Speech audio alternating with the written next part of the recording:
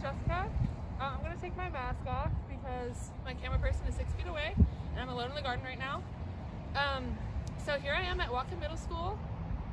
I am the food educator here, and the garden is on Nooksack and Lummi lands. So here we are in the food forest. We have a lot of things growing. Here are some strawberries.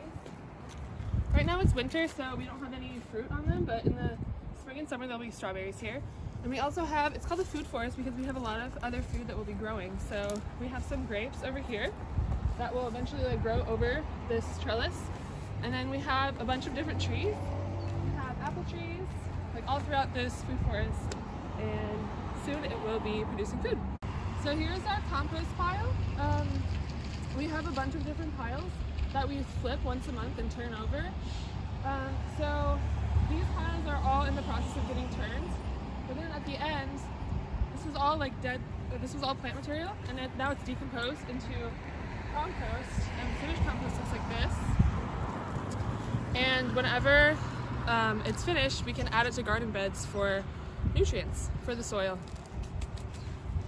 This is our main garden here at the school. This is all our annual beds where we plant all of our vegetables. Right here is a bed with garlic in it.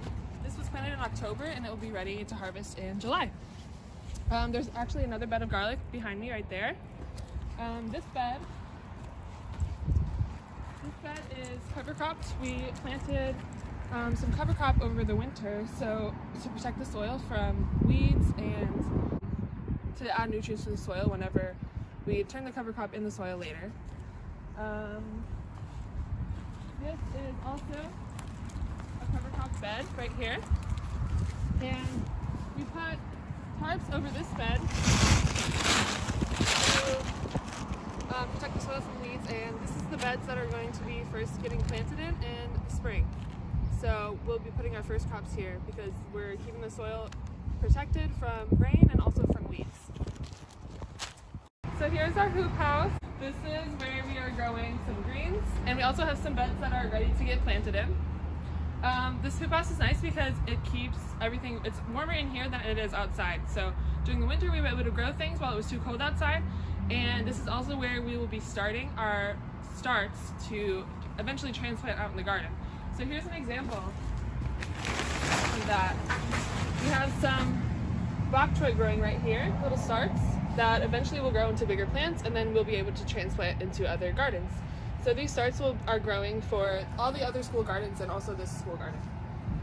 And this is a humidity dome that we made out of plastic, and it's just to keep the starts extra warm.